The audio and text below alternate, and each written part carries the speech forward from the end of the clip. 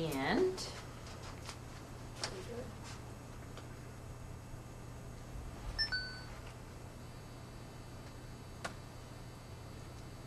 good morning and welcome to BMS Action News. I'm Avery Bear with International News.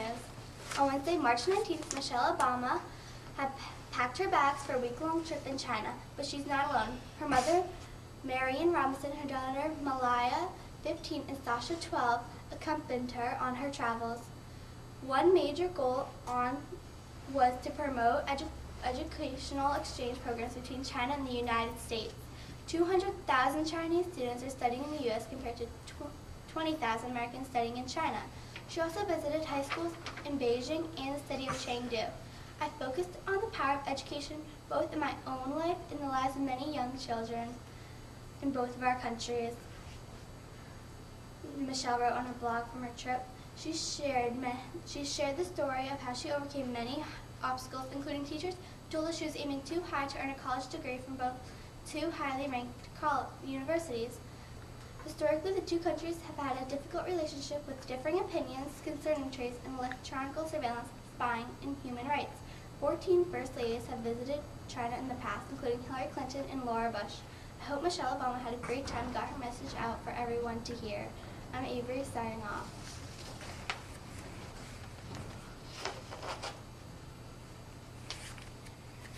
I'm Kevin with Scientific News. Underground near Vienna, Austria, archaeologists made a big discovery: the nearly complete remains of an ancient Roman gladiator school. It was built during the 2nd century and includes cell blocks, a training area, and a bath complex. Although some 100 Ludi gladiator schools are thought to have existed in the Roman Empire, almost all have been built or destroyed or built over, says the team from Austria, Belgium, and Germany. The researchers discovered the school in 2011 at the site of the ancient city of Carnuta. Gladiator fights were widely popular in the Roman Empire, which lasted from 27 BC to 393 AD. Huge crowds of people gathered to watch warriors battle to the death in an arena, sort of like real-life Hunger Games. Most gladiators were prisoners of war forced to fight. Others were volunteers hoping for fame and fortune. Most survivors went on to be instructors in schools after retirement. They were prisoners, says Wolfgang Neubauer. They lived in a fortress with only one gate out. Well, I'm real glad I didn't go to that school. I'm Kevin, signing off.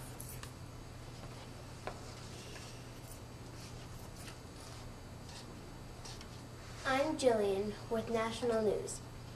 Have you ever heard of a dog that knows 1,000 words? Chaser is an amazing border collie and has the vocabulary of a 4-year-old child. Chaser can't talk, but she understands more than 1,000 words. That's about the same as a human toddler, and more than any other animal has ever learned before. John Pilley is Chaser's owner and trainer. He's a psychologist, a person who studies the mind, feelings, and behavior.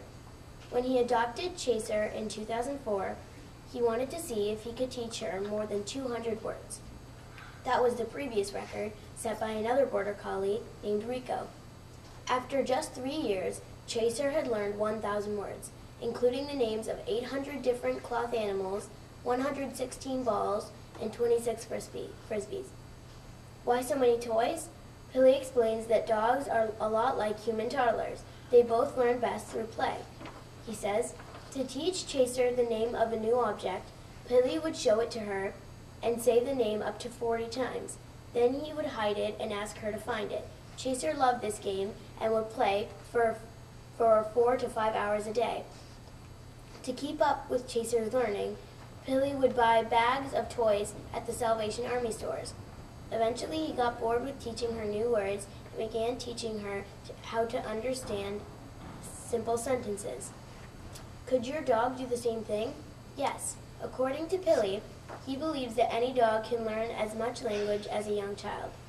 Our minds and dogs' minds are much more alike than we think, he says. This story was written by Chris Bolt. I'm Jillian, signing off. Our essay winners: Jared Forbes and Jenny McGrath. Our poster winners were Lindsay Kunowich, Meredith Kasuf, Nolan Sleeve, Rachel Donahue, Stephanie Yildiz, and me, Jasmine Reserve. Our superintendent, Miss Ekstrom, presented Officer Baum with a plaque for his many years as our DARE teacher. He is retiring this year. We sang 2 songs for our graduation. One was YMCA, but instead we said DARE. Our last song was I Will Dare. After our ceremony, we went to the cafeteria for some cake and amazing punch. It was delicious. We are now proud DARE graduates.